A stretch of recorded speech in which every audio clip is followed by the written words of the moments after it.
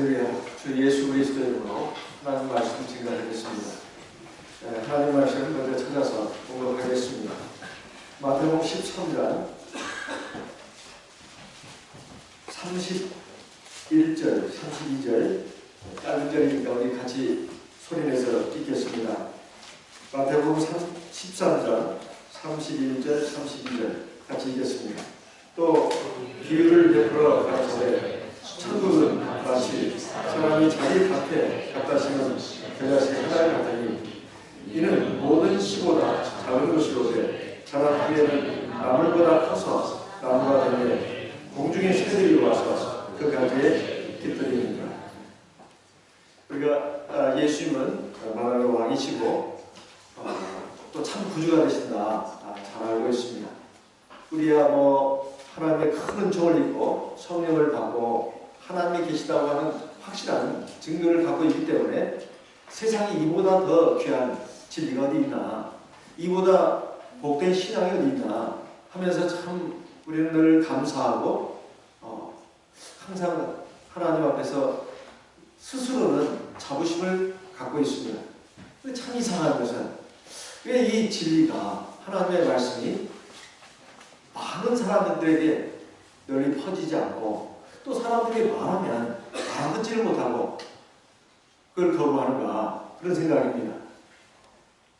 이번에 우리 한국의 참예수교회가 70주년을 맞이했다고 했습니다. 지적 신도는 한 3,000명 넘는 걸로 알고 있습니다만 실제 안식일에 모이는 숫자는 2,000명이 채 될지 모르겠습니다. 이런 그 현실을 보게 되면 이것이 정체된 현상이 지금 상당히 오래 계속되고 있습니다. 이런 그 생각이 들 때 마음에 우울한 생각도 들고 또 왠지 낙심이 되기도 합니다. 그렇지만 하나님의 말씀은 사실 예수님 당시에도 마찬가지였습니다. 예수님 당시에도 예수님이 정말로 참 구주라고 하는 증거를 단지 권능 있는 말씀만 잘 증거했다고 해서 되는 게 아니었습니다. 정말 주님은 참 하나님으로서 놀라운 능력을 행하셨습니다. 죽은 사람을 살리시고 눈먼 석영의 눈을 띄워주시고 그리고 앉은 뱅을 일으키시고 또 광풍이 이는 성난 바다를 잔잔하게 하시고 그 외에 주님이 행하신 놀라운 능력을 보게 되면 헤아릴 수가 없을 정도입니다. 그러면 당시 사람들이 참 이분이야말로 구주네, 하나님은 살아계시네 하면서 막 주님의 백성이 되어야 되고 그리고 주님의 몸된 교회가 막 일어나야 될 거 아니겠습니까? 그리고 하나님의 생명의 복음은 전 세계 만방에 퍼져나가지고 막 우뚝우뚝 서야 되지 않겠습니까?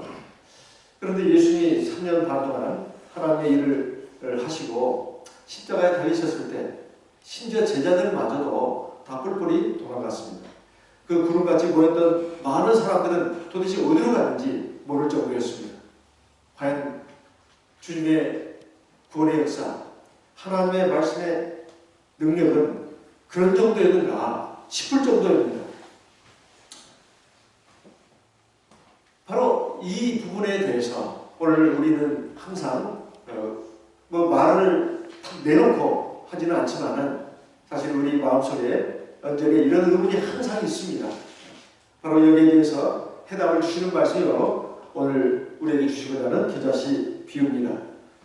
짧은 두 절이지만 예수님이 마태복음 13장에서 청교한 7가지 비유 가운데 이제 세 번째 비유로 주신 말씀입니다. 대체 겨자씨 비유를 통해서 뭘 말씀하려고 하는 것이냐, 참 뭘 말씀하려고 하는 것입니다. 여기서 우리가 죽어서 가는 영원한 하나님 나라를 가리키는 게 아니고 이 세상에 하나님의 나라가 어떻게 시작되고 어떻게 전개되고 이루어질 것인가 하는 것을 이 겨자씨를 가지고 비유로 해서 알려주신 것입니다. 천국은 마치 이 겨자씨와 같다 그러면서 마치 사람이 자기 밭에 심은 겨자씨 하나와 같다 이렇게 되어 있습니다. 겨자씨가 어떠신가 제가 겨자씨를 본 적은 없습니다. 그런데 편백이라고 하는, 그러니까 식물학상으로는 겨자씨가 세상에서 가장 작은 씨는 아니고 편백이라고 하는 씨앗이 제일 작다고 합니다. 그 씨앗을 내가 본 적은 있습니다. 근데 그걸 잃어버렸어요. 그거 한번 보여드리면 좋을 텐데, 그건 정말로 작은 시입니다.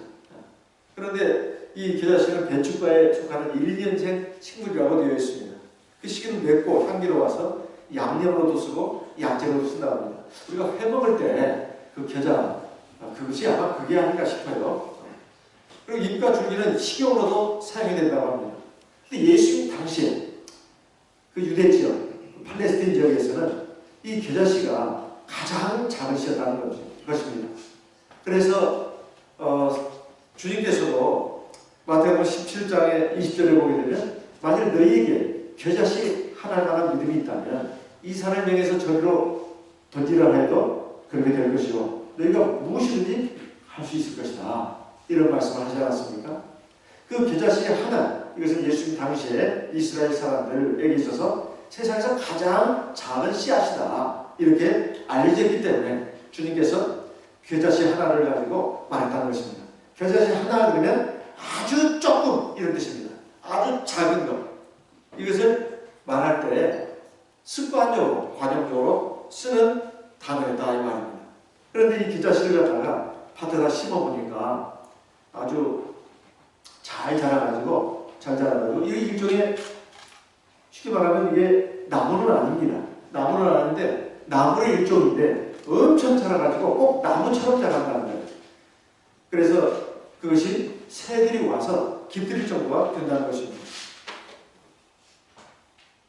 아이고 어째 이게 내가 누르지도 않았는데 탁 나오는지 모르겠네요. 어떻게 이게 무슨 조화인지 모르겠어요. 자, 지금 여기 밑에 보면 20mm라고 되어 있죠? 이 겨자씨가 이렇게 큰 씨앗인가 이렇게 놀랄까봐 친절하게도 밑에 단위를 적어놨습니다. 네. 여기 20mm는 몇 cm일까요? 네? 2cm. 어찌 이렇게 똑똑하십니까? 2cm입니다. 2cm의 요 길이가 2cm니까 요 안에 요 씨앗들이 들어있다 생각하시면 된다. 그래서 사람이 손에 넣은 이 겨자씨가 이런 씨앗입니다. 여기에 겨자씨라는 거예요. 저도 처음 봤습니다. 근데 이 겨자씨를 갖다가 이 밭에다 심으면 어떻게 되느냐? 이렇게 자란다는 거예요. 여기 새가 여기 겨자씨가 자라면 이렇게 자란다는 것입니다. 이렇게 상당히 자라는데 새가 깃들일 정도로 된다는 거예요. 새가. 그래서 보세요. 여기 사람 참 어떤 사람인지 잘 모르겠습니다만 참 인물이 좋습니다. 이 사람 얼굴 보지 마시고 보세요. 손을 막 들었지 않습니까? 이 정도로 자란다는 거예요. 이 정도로. 대단하죠? 엄청나게 자란 것입니다. 그래서 새들이 와서 깃들 정도가 된다는 거예요. 새들이 와서 이렇게 짹짹짹짹 하면서 깃들 정도가 된다는 거예요. 그래서 이 작은 겨자씨 하나에 자라면 이렇게 새들이 와서 깃들 정도, 이 나무처럼 그려놨는데 나무는 아니고 나무처럼 굉장히 자란다는 것입니다. 그래서 크게 자라면 4m까지 자란다는 거예요. 4m. 보통 키가 큰 농구 선수가 서장훈 선수가 2m 조금 넘는다고 하죠. 그 2배. 얼마나 크게 자라는 것입니까? 엄청나게 자라는 것이죠. 사람이 말을 타고 그 뒤로 지나가도 모를 정도로 어마어마하게 자란다는 것입니다. 이게 겨자씨가 자라면 이 정도로 자란다는 거예요. 대단한 거 아니겠습니까? 작은 씨앗이, 손바닥에 있는 작은 겨자씨가 자라면 저런 정도로 된다는 거예요. 하나님의 나라가 이렇게 이루어진다는 것입니다. 그리고 어떻게 이렇게 이루어진다는 것인가? 이거에 대해서 뭐 좀 이해가 안 된다 싶어가지고 어떤 분은 이거에 대해서 여러 가지 다른 의견을 내놓는 경우도 있습니다. 하지만 이것은 사실 이 새들은 마귀를 가리킨다. 성경 해석자 가운데 그렇게 해석하는 분이 있습니다. 그러니까 겨자씨가 잘 자라가지고 나물보다 크고 새들이 와서 깃들 정도인데 이 새들은 마귀를 가리키는 것이다. 성경 해석학자 가운데 그런 사람이 있어요. 그런데 우리 교회에도 그런 분이 있습니다. 이게 마귀다. 이게 상당히 유력한 견해로 지금 있습니다. 그렇지만 우리 다행히 한국의 목자님들은 이건 마귀가 아니고 그 정도로 엄청나게 잘하는 것이다. 이렇게 다행히 그렇게 보고 있습니다. 자, 그러면 과연 이게 마귀인가 아니면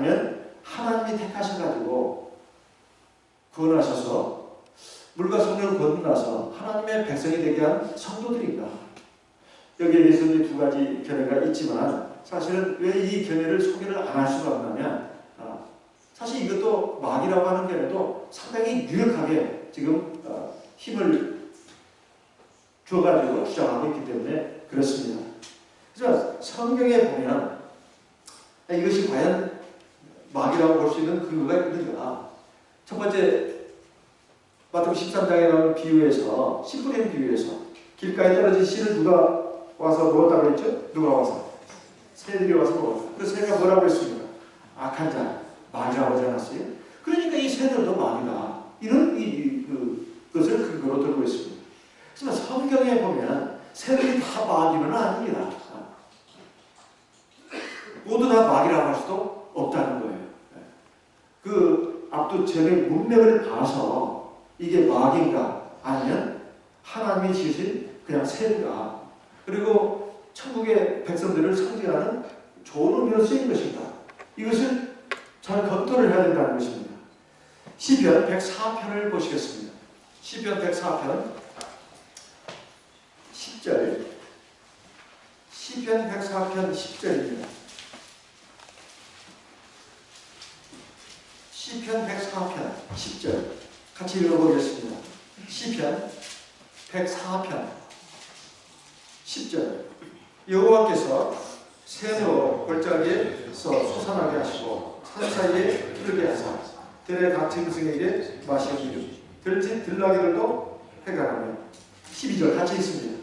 공중의 새들이 그가에서 깃들이며 나무가지 사이에서 소리를 하는도다. 지금 이거 뭘 말하는 것입니까? 하나님께서 함께 하시고 은총을 베푸시고 복 주시는 그 사람, 또 그 가정, 그 단체에 이런 역사가 일어나는 것을 상징적으로 말하는 것입니다. 물론 천지 만물, 또 하나님의 은혜 가운데서 모든 만물들이, 또 동물들이, 식물들이 이렇게 하나님의 은총 가운데서 산다, 이것을 나타내는 게 1차적인 뜻입니다. 그러나 2차적인 뜻은 영적인 뜻입니다. 하나님이 만드신 보호자, 하나님이 만드신 터전, 거기에 깃들이는 성도들이 이렇게 하나님이 주시는 은총 가운데 평안하게 행복하게 산다, 이것을 말하는 것입니다. 자, 여기 새들은 마귀일까요? 아니면 하나님의 백성들일까요? 하나님의 백성입니다. 또 한 구절 찾아보겠습니다. 에스겔 17장입니다. 에스겔 17장 22절, 23절. 에스겔 17장 22절, 23절 같이 읽어보겠습니다. 에스겔 17장 22절, 23절 같이 읽습니다. 나 주 여호와가 말하노라. 내가 또 백향목 꼭대기에서 높은 가지를 취하여 심으리라. 내가 그 높은 세 가지 끝에서 11가지를 꺾어 높고 빼어난 산에 심되. 23절 이스라엘 높은 산에 심으리니 그 가지가 무성하고 열매를 맺어서 아름다운 백향목을 이룰 것이요 각양새가 그 아래에 깃들이며 그 가지 그늘에 거하리라. 이것도 마찬가지입니다. 하나님이 세우신 성산, 거기에다가 백향목 나무를 심겠다는 거예요. 이게 일종의 교회를 세운다는 뜻입니다. 그리고 그게 많은 새들이 와서 깃든다는 거예요. 이건 성도, 구원받은 하나님의 성도를 예표하는 것입니다. 이것이 바로 새가 마귀를 상징하는 것이 아니고 하나님이 택하셔가지고 구원을 베푸신 성도를 가리키는 것이다 하는 것입니다. 만약에 이것이 마귀들을 상징한다면 천국비라고 할 수도 없죠. 처음에 씨는 천국의 씨앗인데 자라가지고 나무가 되고 거기에 마귀들이 와서 깃들었다. 마귀의 소울이 됐다는 것밖에 안 되겠, 더 이상 뭐가 되겠습니까? 그러면 이건 천국 비유가 아니라 마귀의 소울 비유가 되는 것이죠. 그래서 우리가 성경을 볼 때 앞뒤 전후 문맥을 잘 따져야 합니다. 그래서 뭐 숫자라고 해서 무조건 영적인 뜻이 있는 건 아닙니다. 예를 들면 다윗이 골리앗을 부딪힐 때 돌멩이 5개를 주머니에 넣었다. 그럼 우리 교회 5대 교회를 가르친다. 그런 식으로 생각하면 안 된다. 숫자가 모든 무슨 영적인 뜻이 있는 걸로 생각하면 안 됩니다. 숫자도 그 앞뒤를 보고 영적인 뜻이 있는지 없는지를 파악해야 된다. 무조건 7개면 또 뭐라고 해야 합니까? 완전수니까? 또 뭐 7대 교회를 말해야 될까요? 그런 식으로 보면 안 된다. 어떤 수가 많고 적은 것을 나타낼 수도 있고 완전한 수를 나타낼 수도 있고 어떤 숫자가 상징하는 그것은 앞뒤 문맥을 잘 살펴야 합니다. 또 성경의 전체적인 관점을 봐야 된다. 자, 이것이 마가복음 4장의 이 비유가 똑같이 나옵니다. 거기에 보면 분명한 것을 알 수가 있습니다. 마가복음 30절 말씀을 보시겠습니다. 마가복음 4장 30절. 마가복음 4장 30절. 우리 같이 한번 읽어보겠습니다. 32절까지 같이 읽습니다. 또 가라사대 우리가 하나님의 나라를 어떻게 피하며 또 무슨 비유로 나타내고 31절 겨자씨 하나님과 같으니 땅에 심길 때에는 땅의 모든 씨보다 작은 것이거든. 32절 심긴 후에는 자라서 모든 나무보다 커지며 큰 가지를 내니 공중의 새들이 그 그늘에 깃들일 만큼 되는 이 마지막 구절이 제일 중요해요. 겨자씨가 굉장히 작은 씨앗인데 잘 자라게 되면 나무보다 커지고 큰 나무가 된다는 거예요. 근데 어느 정도로 자라느냐? 공중의 새들이 와서 깃들일 만큼은 뭐예요? 그러니까 어떤 것을 설명을 하는데 사람이 이해를 못해요. 대체 어느 정도인지, 크기가 어느 정도인지. 그래서 그 크기를 충분히 납득할 수 있도록 여기 나무라는 말이 사용이 되고 또 공중의 새가 사용이 되는 겁니다. 나무도 여러 가지 나무가 있잖아요. 작은 나무도 있고 중간 나무도 있고 큰 나무도 있고 새들이 와서 깃들 만큼의 나무라는 것은 굉장히 큰 나무입니다. 그래서 만큼이라고 되어 있어요. 공중의 새들이 와서 깃들일 만큼 커진다는 것이지 공중의 새에 중점이 있는 건 아니에요. 사실은 그 겨자씨가 자라서 어느 정도까지 커질 것인가 공중의 새들이 와서 깃들일 만큼 커진다는 거예요. 그래서 공중의 새를 갖다가 막이라고 비유하면 안 된다는 겁니다. 그래서 이것은 잘못된 해석이다. 그래서 그만큼 이 하나님의 말씀, 진리는 엄청난 생명력이 있다는 거예요. 그것을 가르쳐 주고자 하는데 뜻이 있는 것입니다. 그래서 내가 지금 믿음 생활할 때 너무 우리가 숫자가 적어 또 우리 가족에서 나만 믿어 나만 외롭게 교회 나와 참 외로워 정말 쓸쓸해 정말 희망될 게 하나도 없어 신앙생활 하는 그 기쁨도 없어 그렇게 생각하시면 안 됩니다. 사실은 지금 굉장히 작은 상태에 있지만 미미한 상태에 있지만 나중에 엄청나게 자라면 큰 나무가 돼서 공중에 새들이 와서 깃들일 정도 그러니까 많은 수가 된다는 거예요. 양적으로 팽창한다는 것입니다. 그것을 말씀하는 거예요. 그래서 하나님의 말씀이 처음에는 한 사람부터 시작되지만 온 가족이 하나님의 백성이 되고 또 온 마을 사람이 하나님의 백성이 되고 온 민족이 그리고 전 세계에 이게 하나님의 말씀이 퍼져나가가지고 하나님 믿는 백성들이 수가 많이 늘어날 것을 지금 말씀하는 것입니다. 이것이 바로 하나님의 말씀이 들어있는 그 말씀 안에 들어있는 생명력 때문에 그렇습니다. 그런데 이것이 꼭 하나님의 말씀 복음만이 그런 것이 아닙니다. 세상 만사를 보게 되면 사실은 모든 분야에 있어서 한 사람에서부터 시작되는 것을 볼 수가 있어요. 문화도 그렇고 과학기술도 그렇습니다. 모든 것이 한 사람으로부터 작은 일로부터 시작돼요. 우리가 지금 기차를 많이 이용하고 있습니다. 지금 KTX까지 고속열차까지 나왔는데 원래는 이것이 영국의 제임스 와트인가요? 집에서 그 난로 위에 물주전자를 올려놨는데 막 끓으면서 그 주전자 뚜껑이 막 들썩들썩하는 걸 보고 바로 이것이다. 전기의 힘을 이용하면 엄청난 힘이 나오겠다. 그래가지고 전기기관을 발명한 거 아니겠습니까? 그러면서 이제 영국에서 산업혁명이 일어났죠. 산업혁명. 그래가지고 이제 각종 기계들이 막 발전하기 시작한 것이죠. 개발되고 그리고 오늘날 지금 이렇게 과학혁명의 시대가 된 것은 그 한 사람의 그 창의적인 그 안목, 그 발견에서부터 시작된 거 아니겠습니까? 하나님의 말씀도 그렇습니다. 1917년 중국의 산동성 출신의 위바오라는 사람이 원래 학문이 없는 사람이에요. 배운 게 없어요. 포목상 했던 사람, 옥감장수 했던 사람. 그런데 우리 참 교회 진리를 깨닫게 됐죠. 어느 날 그가 기도하는 가운데 하나님이 성령으로 계시를 주셔가지고 40일간 금식을 하게 하고 그 금식하는 동안에 하나님이 우리 지금 참예수교회가 지금 갖고 있는 이 진리들이, 중요한 진리들이 다 그에게 이 계시를 통해서 주셨습니다. 그러면서 그분으로부터 시작해가지고 그 친구 장현생 그리고 장바나바 이런 사람들에게 복음이 전파된 거 아니겠습니까? 그래서 북경에 최초의 우리 교회가 서게 되고, 그래서 그것이 남방으로, 중국 남방으로 막 퍼져나가기 시작한 게 아니에요. 그래서 그것이 이제 대만으로, 타이완으로까지 갔고, 또 타이완에서 일본으로 갔고, 이렇게 해서 지금 이 참예수교의 복음이 전 세계 만방에 퍼진 거 아니겠습니까? 지금 여기 여러분들 우리 교회 지금 전도주가 이렇게 있습니다. 제가 한번 만들어 본 건데요. 거기 맨 그 제목을 보시면 너희가 믿을 때 성령을 받았느냐, 사도행전 19장 2절에 있는 말씀을 인용했습니다. 우리 한국의 참예수교회가 어떻게 소개됐는가?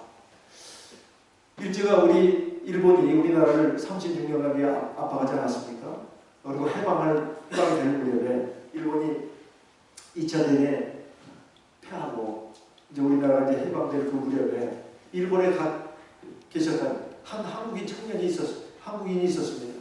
그분이 바로 배영도 목사님 아닙니까? 본명은 배상명이라고 되어 있습니다.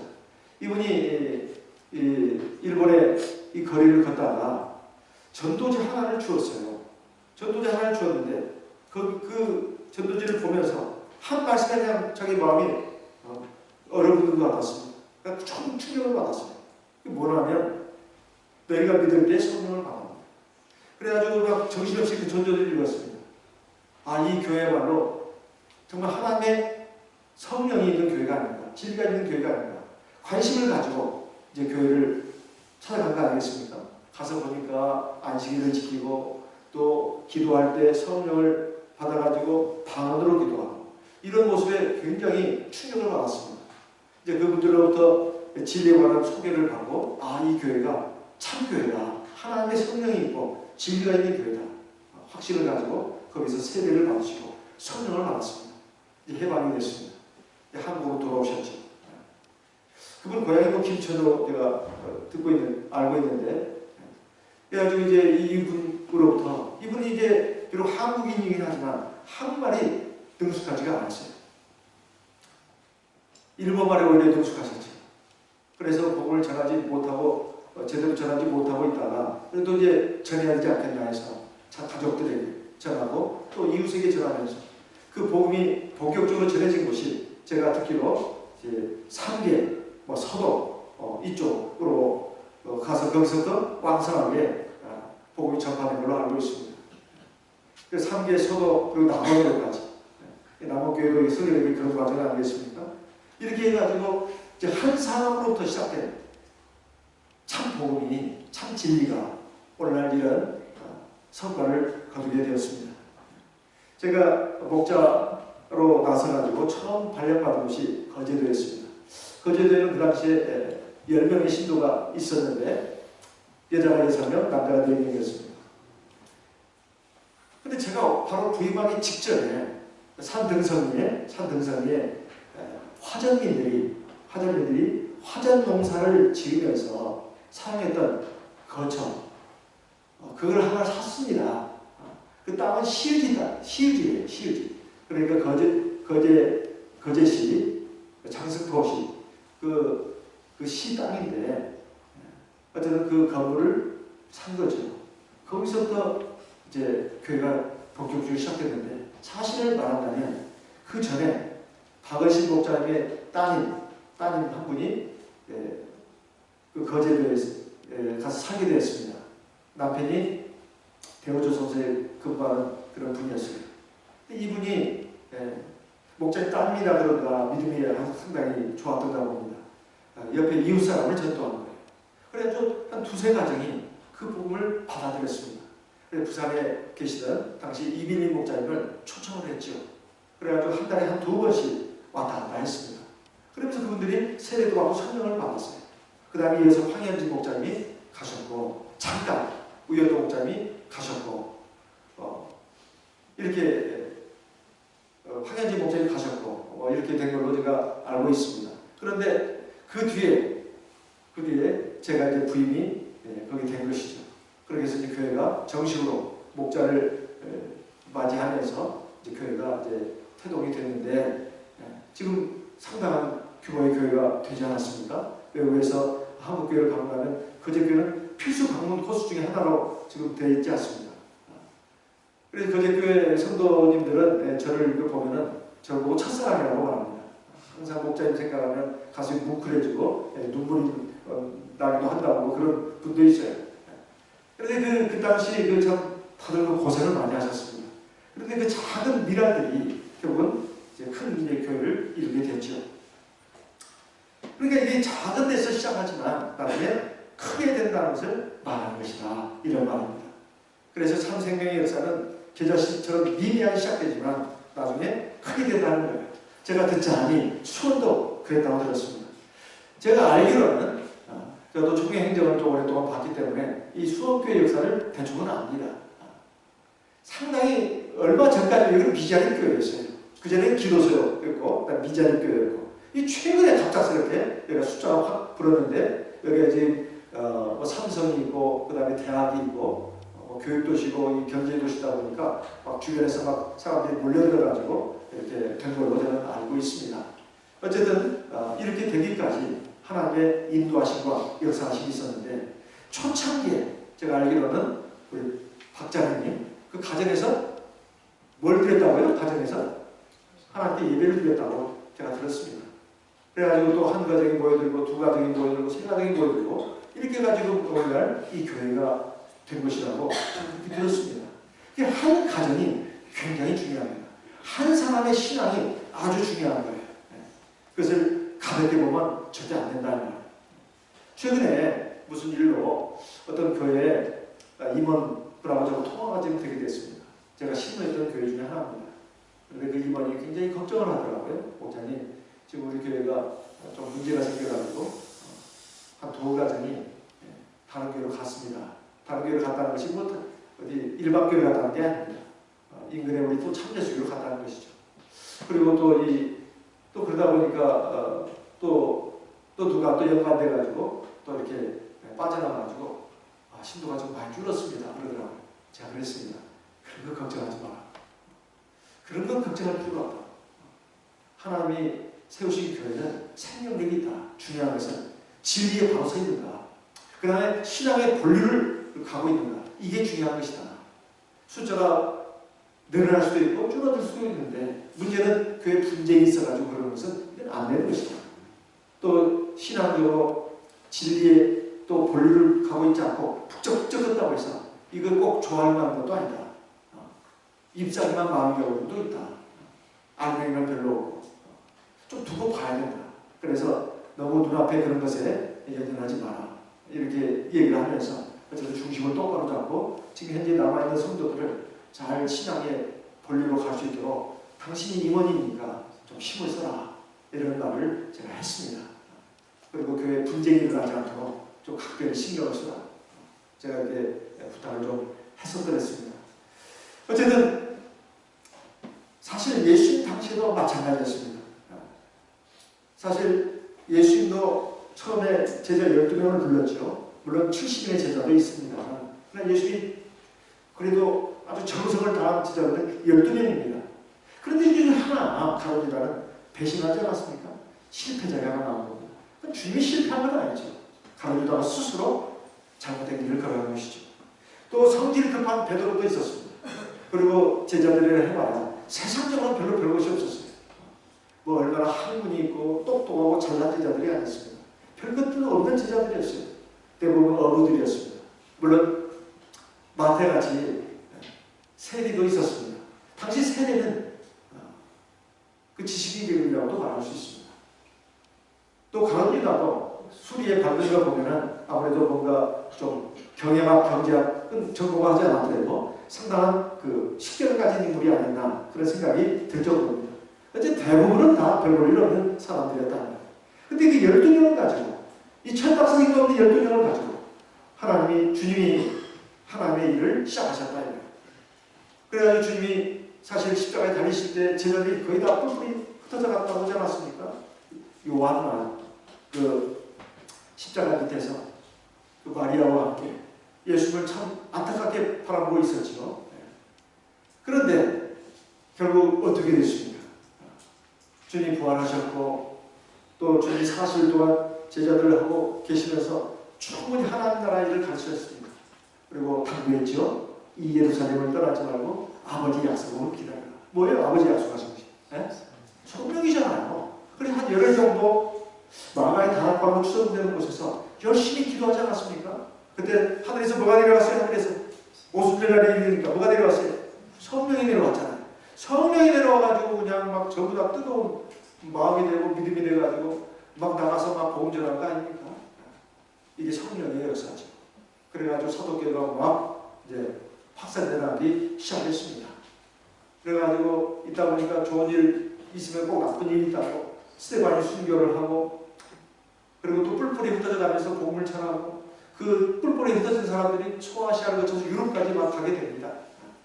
그래서 고린도전서 16장 19절에 보면 소아시아에 있는 아시아에 있는 교회들과 또 뭡니까? 아볼로와 브리스가 그리고 그 집에 있는 교회가 너희에게 불안한다 이렇게 되어 있습니다. 그러니까 교회가 막 서고 그랬지만 가정 예배로 이게 신앙생활을 유지하고 있는데도 제법 있었다는 거예요. 고린도전서 16장 19절에 나오는 말씀입니다. 또 골로새서 4장 15절에 보면 바울 사도가 여러 사람들에게 불안한 장면 나오는 가운데 한 가정을 말합니다. 라오디게아에 있는 형제들과 그 다음에 또 뭡니까? 라오디게아에 있는 형제들과 또 한 사람을 가리키면서 그 여자의 집에 있는 교회에 무난하다 이렇게 되어 있습니다. 그림이 하도 어려워가지고 제가 그걸 외우지 못했습니다. 자, 한번 보시겠습니다. 골로새서 4장 15절 누군지 한번 보겠습니다. 골로새 4장 15절 골로새 4장 15절 같이 읽어보겠습니다. 라오디게아에 있는 형제들과 눈바와 그 여자의 집에 있는 교회에 문안하고 이 눈바입니다. 눈바 그리고 그 여자의 집에 있는 교회라고 되어 있습니다. 그 여자의 집에 있는 교회에 문안한다. 이 라오디게아에 있는 형제들 눈바와 그 여자의 집에 있는 교회 이 교회가 이제 커가지고 바로 계시록 2장 3장에 나오는 라오디게아 교회가 된 거 아니겠습니까? 그러니까 한 여자의 집에서부터 집회가 시작된 것이죠. 그래가지고 교회를 이루는 것이다. 이런 말이에요.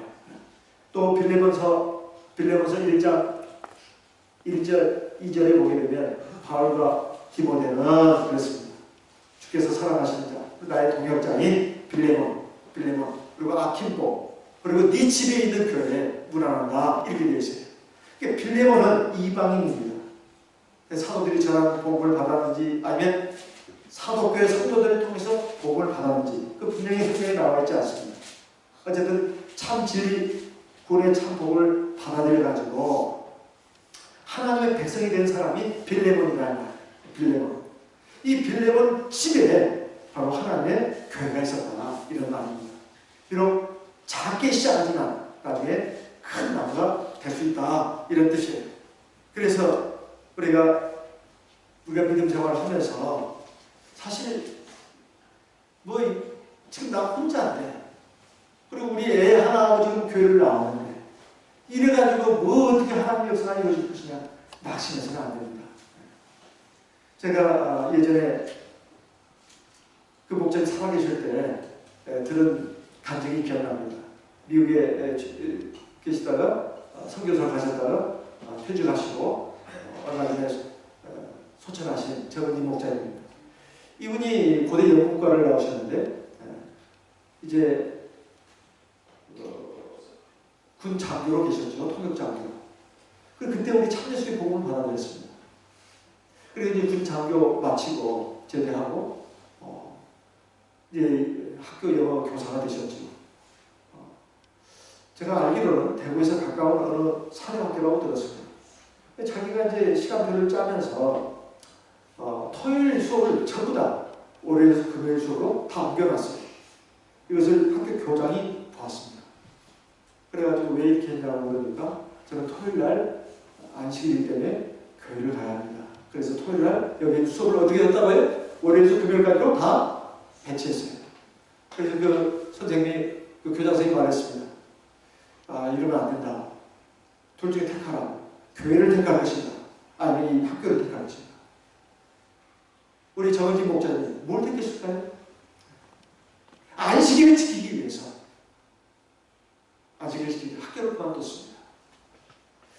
저는 지금 생각해보면 이 과연 할 수 있는 일이냐? 쉽지 않은 일입니다. 옛날에는 지금 못지않게 어려웠던 시절입니다.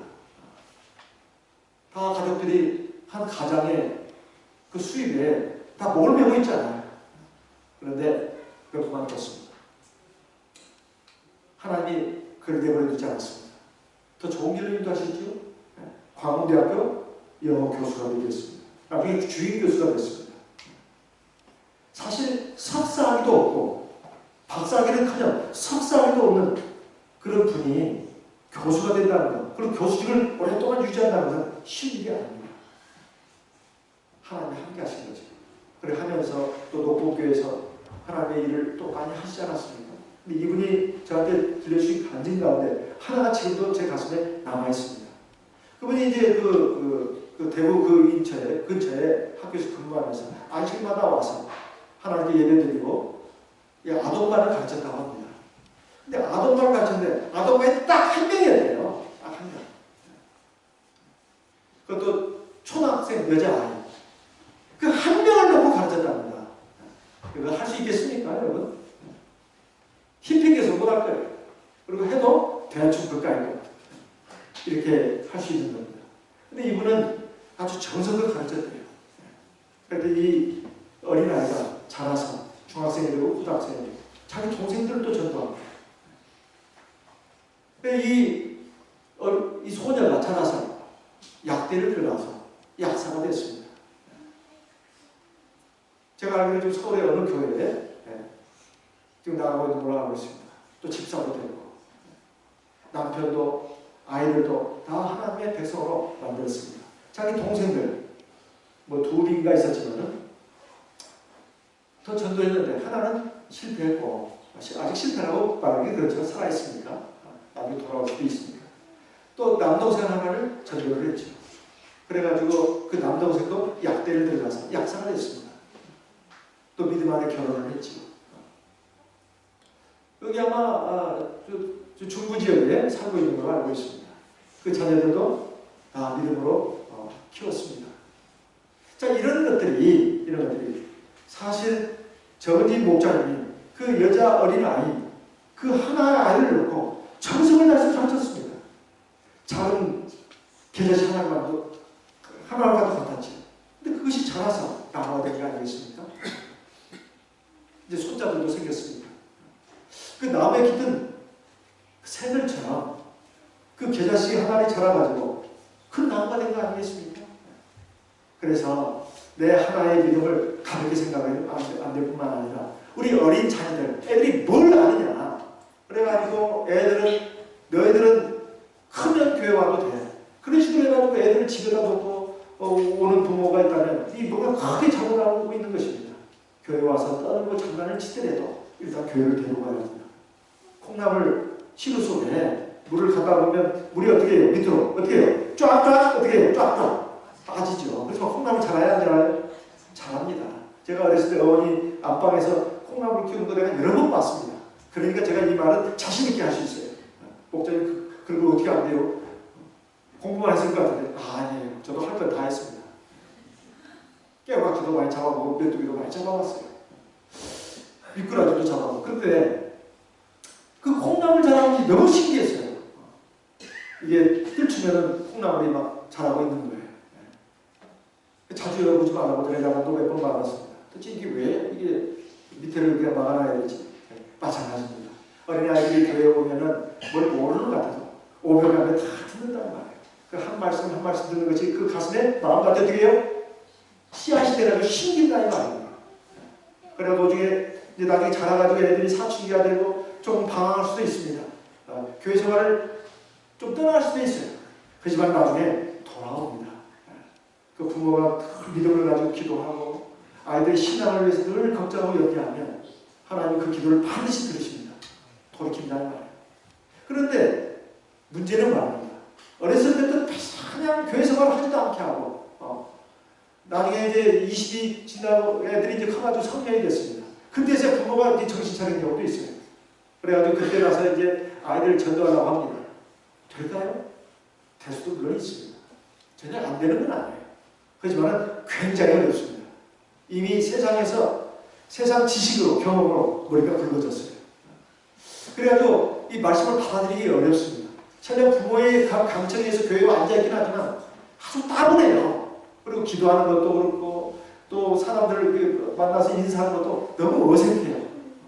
근데 이미 어려서부터 그래도 알던 모르던 교회 생활 했던 자녀들은 부모들이 기도하는 모습도 보고 또 성경 모습도 보고 예배드리는 모습을 보고 자랐기 때문에 마음 무의식 속에 이 신앙의 바탕이 되어 있습니다. 그래가지고 중간에 조금 방황을 하더라도 나중에 하나님께 돌이키는데 아주 수월합니다. 그래서 어린아이들 그 신앙을 갖다가 가볍게 하면 안 됩니다. 반드시 좀 힘드시더라도 손을 잡고 데리고 와야 된다. 이것이 중요한 일은 꼭 영적인 구원, 축복만을 위해서는 아닙니다. 사실 우리가 부모로서 자식을 키워본 그 경험을 보면 알 수 있습니다. 제가 많은 성도님들의 얘기를 들어보는데 그 고충을 알 것 같습니다. 애들이 이게 참 보면은 내 몸에서 난 자식들이니까 다 내 말대로 내 뜻대로 할 것 같아요. 근데 꼭 그렇게 되는 게 아닙니다. 애들이 이제 점점 크면서 친구들도 사귀고 사춘기가 되고 그러면 바깥 세상에서 접하는 그런 것들이 훨씬 많습니다. 친구들, 학교 선생님, 그리고 세상에서 보는 많은 뭐 이상한 문화, 여기에 뭐 노출되는 시간이 훨씬 많아요. 그것까지 부모가 다 관리 감독할 수 있을까요? 택도 없는 소리입니다. 택도 없는 소리예요. 애들은 그 속에서 이제 방황합니다. 이제 사춘기가 되니까 이성에 대해서 눈을 뜨게 돼 있고 또 세상에 여러 가지 좋지 못한 문화에 자꾸 이게 영향을 받습니다. 그러면 부모는 내가 너 낳아주고 길러주고 먹여주고 돈도 주고 학비도 주고 다 해주는데 네가 뭔 불만이야? 그게 아닙니다. 애들은 지 인생이 시작되는 거예요. 삶에 어떤 기둥이 없으면 주저점이 없으면 흔들리게 돼 있어요. 공부해라 공부하라 해서 공부하는 게 아닙니다. 공부를 하려 해도 뭔가 잡생각이 다 일어나고 자꾸 야리꾸리한 생각이 일어나고 자꾸 눈에 할 싶은 거예요. 공부가 되겠습니까? 세상에 앉아있다고 공부하는 건 아닙니다. 마음에 심령에 뭔가 든든한 기둥 같은 게 있어야 되고 주춧돌이 있어야 안정이 돼가지고 공부도 하는 것입니다. 그리고 무슨 일을 하더라도 진득하게 하는 거예요. 그리고 성실하게 하는 겁니다. 꼭 이 하나님 말씀 듣고 예배드리는 것은 꼭 하나의 관계에서만 믿는 걸로 생각하는 분들이 있어요. 그것이 첫째죠. 하지만 한편에서 삶도 제대로 살려면 하나님의 은총과 돌보심 가운데 살려면 신앙을 들어가야 합니다. 하나님 말씀에 들어가야 돼요. 이미 자식을 키워본 분들은 알 겁니다. 제가 아까 말씀드린 것들은 다 우리 많은 성도들의 입에서 나온 말들이에요. 그래서 아직 이 교회 생활 따로, 세상 교육 따로, 세상 살이 따로 이렇게 생각하는 그 성도님들이 있다면 그분들은 자녀들을 그런 식으로 키울 수밖에 없어요. 나중에 남편 보고 나서야 그때가 한탄합니다. 그때 내가 잘못했구나. 내가 아이들을 갖다가 그냥 내 몸에서 났으니까 먹이고 키우고 돈 대주고 뭐 과일을 대주고 그런 거 대줄 줄 알았더니 그게 아니구나. 사실 부모의 교육도 한계가 있는 것입니다. 진짜 교육은 교회에서 이루어지는 거예요. 교회 교육을 절대로 가볍게 생각하면 안 됩니다. 유대인들이 세상에서 가장 똑똑한 민족으로 되어 있습니다. 세상에 없는 물건을 만들어내는 민족, 세 민족이 있는데 하나는 유대인이고 하나는 미국인이고 하나는 러시아인이라고 들었습니다. 그중에 가장 독보적인 것이 유대인이라고 해요. 근데 그들은 아침을 철저하게 쉬지 않습니까? 그리고 그 첫날부터 다섯째 날까지 첫날은 일요일이 쉬죠. 그들도 이 세상 법률에 따라서. 근데 월요일부터 금요일까지 보통 학교가 9시에 문을 연다면 그 학교는 8시에 문을 연다는 거예요. 다른 학교 8시에 문을 열면 그 학교는 7시에 문을 연다는 거예요. 그 1시간 동안 뭐 하느냐? 하나님 말씀을 읽고 소리내서 외우라는 거예요. 그 교육을 1시간 동안 시킨다는 거예요. 그리고 하브르타 교육이라고 유명하지 않아요? 묻고 답하는 교육. 그걸 통해서 아주 하나님의 백성으로 키울 뿐만 아니라 세상에서도 정말로 두각을 나타내는 그런 지혜 있는 그 능력자로 키운다고 하지 않습니까? 그 밑바탕에 신앙교육이 있습니다. 그래서 우리 성도님들도 우리 아이들, 어린아이들 이 신앙교육 시키는 것을 가볍게 생각하면 안 됩니다. 별거 아닌 걸로 생각하면 안 돼요. 사실 우리 교회 많은 분들을 놓고 보세요. 부모가 자녀들의 교육에 대해서 신앙에 대해서 관심을 가지고 이렇게 해온 가정하고 그렇지 않고 방치한 가정하고 한번 20년, 10년, 20년, 30년 지나서 한번 그 결과를 한번 보라요. 그 결과는 10년, 20년, 30년 볼 것이 아닙니다. 영원까지 봐야 합니다. 지금도 안 늦었습니다. 내가 지난달에 잘못했으니까 나는 이제 틀렸다. 그게 아니에요. 지금도 안 늦었어요. 지금도 우리 자녀들의 교육에 대해서 신앙에 대해서 관심을 가져야 합니다. 사실 부모 자식 간의 인연은 몇십 년으로 끝납니다. 죽음과 동시에 다 그 해체가 된다. 하늘나라 갈 때 영영 이별을 할 것인가 아니면 하늘나라에서 다시 만날 것인가 이게 더 중요한 거 아닐까요?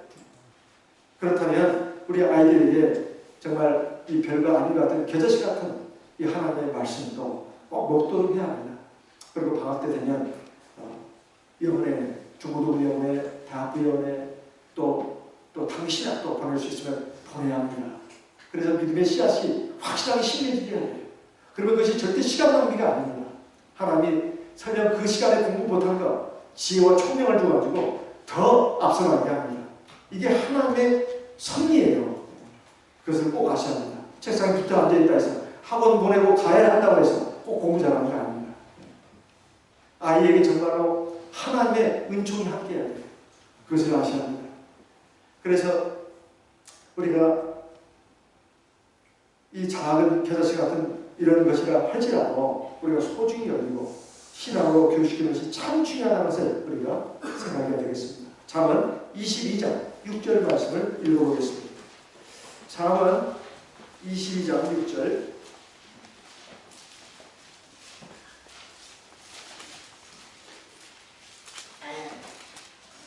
잠언 22장 6절 말씀 같이 읽어보겠습니다. 마땅히 행할 길을 아이에게 가르치라. 그래야 늙어도 그것을 떠나지 아니하리라. 이것은 하나님의 말씀을 자녀들에게 가르치는 것이죠. 사실 부모가 자녀들에게 하나님의 말씀을 가르치자는 쉬운 일이 아닙니다. 그래도 우리가 밥상머리에서 또 틈틈이 내가 오늘 기도하고 학교 가야지 하나님 말씀이라도 한 장이라도 읽어라. 어렸을 때 그렇게 말을 듣습니다. 그걸 해줘야 된다. 그리고 이제 밥상머리에서 하나님 말씀 지난 안식일에 또 밤예배 때 들었던 말씀 가운데 이 말씀이 마음에 남지 않니? 그래서 대화를 하는 거예요. 이런 그 시간을 종종 가져야 합니다. 그리고 내가 전적으로 못하니까 아이들을 학교에 보내는 거 아니겠습니까? 내가 전적으로 못하니까 교회 보내는 거 아니겠어요? 우리가 우리 자녀들을 하나님 말씀으로 양육해야 되겠다는 그 생각을 꼭 해야 되겠습니다. 하나님의 말씀은 정말로 생명력이 있습니다. 그래서 인간적인 생각으로 볼 때는 이까지 작은 겨자씨 하나니 뭘 할 것인가 그렇게 생각하면 정말 크고 다친다는 거예요. 그래서 지금은 가장 작은 것이지만 나중에 하나님이 크게 입으신다. 여기에서 우리가 믿음의 눈을 가지고 환상을 볼 수가 있어야 되겠습니다. 어떤 시인이 또 이렇게 말했습니다. 씨앗을 손에 들고 새 소리를 들을 수 있는 사람은 정말로 진짜 시인이다. 그러니까 씨앗 하나를 손에 들고 새 소리를 들을 수 있다는 것은 씨앗이 자라서 나무가 되고 그 안에 많은 새들이 깃들일 정도가 된다는 것이죠. 우리가 지금 내가 믿음 생활하는 거, 기도 한 번 하는 거, 그다음에 예배 한 번 드리는 거, 이게 별거 아닌 것 같죠? 아닙니다. 그 안에서 내가 잘하는 거예요. 그리고 하나님이 나에게 은총을 베푸실 그 그릇을 만드는 것입니다. 그리고 나는 지금 나무로 자라고 있는 거예요. 많은 열매가 맺힌다는 거예요. 지금 당장 눈앞에 뭐 별 성과가 없는 것처럼 여겨져도 사실 그것을 하찮게 여기서는 안 된다는 것입니다. 그래서 우리도 하나님의 말씀의 위대한 능력을 믿어야 됩니다. 히브리서 4장에 보면 아주 유명한 말씀이 있어요. 12절에 하나님의 말씀은 뭐예요? 하나님의 말씀은 죽었고 살았고 그 다음에 뭐예요? 운동력이 있다 없다? 있다고 되어 있습니다. 하나님의 말씀은 살았고 운동력에서 좌우의 날선 검과도 같으니 혼과 영과 및 골수와 관절을 찔러 쪼개기까지 하는 그 마음의 생각은 하나도 다 드러내지 않는 것이 없다. 이렇게 되어 있습니다. 고린도서 10장 3절로 5절에 보면 고린도후서 10장 3절로 5절에 보면 또 유명한 말씀이 나오잖아요. 우리가 육체대로 살지만 육체대로 행하지 않는다. 우리는 견고한 진을 파하는 강력한 무기가 있다. 모든 이론을 파하고 모든 사상을 깨뜨린다고 되어 있는 그 무기를 갖고 있다는 거예요. 바로 하나님의 말씀을 갖고 있다는 거죠. 그래서 하나님의 말씀은 생명력이 있습니다. 살아 움직인다는 거예요. 하나님의 말씀은 공중에 떠다니는 뭐 그런 신기루 같은 것이 아닙니다. 그리고 하나님의 말씀은 뭐 정말로 아무 생명력이 없는 돌멩이가 아니라는 거예요. 하나님의 말씀에는 생명력이 있어요. 그래서 어떤 사람이 이제 배를 타고 가다가 다 죽고 혼자 겨우 어떤 무인도에 살아남았다고 했을 때 그에게 지금 금시계가 있고 콩 한 줌이 있습니다. 그럼 둘 중에 어떤 걸 택할 것인가? 금시계는 아무 쓸모가 없습니다. 사실은 콩 한 줌이 정말 소중한 거예요. 그래서 심으면 엄청나게 나오지 않습니까? 마찬가지입니다. 지금 당장 내 눈앞에 좋은 거, 나에게 즐거운 거, 이것이 중요한 게 아니라 미래를 내다보면서 정말 나에게 생명을 주고 나에게 정말 풍성한 은총을 가져다 주는 것, 이것이 정말 우리가 가져야 될 그러한 것입니다. 그것은 바로 겨자씨 하나이다. 그 겨자씨 하나는 바로 하나님의 말씀을 가르치는 것이고 참된 신앙을 가르치는 것입니다. 그 신앙을 소중하게 여기고 내 마음밭에 그리고 우리 가정에 잘 심어서 잘 자라게 해서 공중에서 내려와서 깃드는 나무가 될 정도가 되지 않겠습니까? 우리 수원교회도 저는 한 가정에서 시작했지만 이렇게 하나님이 나무를 일구했습니다. 아직도 이 나무에 들어와야 될 새들이 또 많이 있습니다. 아직 우리가 좀 더 잘해야 되겠습니다. 뭐 각자 또 각 가정이 하나님의 말씀 비록 별거 아닌 것 같지만 소중한 겨자씨 하나를 구한다. 우리가 믿음으로 잘 받아들이고 내 마음밭에 우리 가정에 잘 심어서 큰 나무가 되게 해야 되겠다. 그리고 하나님의 교회를 이루어야 되겠다. 그리고 하나님 나라를 이루어야 되겠다. 그래서 하나님 나라에 들어가는 주님의 몸된 교회가 되어야 되겠다. 이런 기름과 각오를 가지고 새롭게 출발하는 저와 여러분 되시기를 바랍니다. 다 같이 묵도하시겠습니다.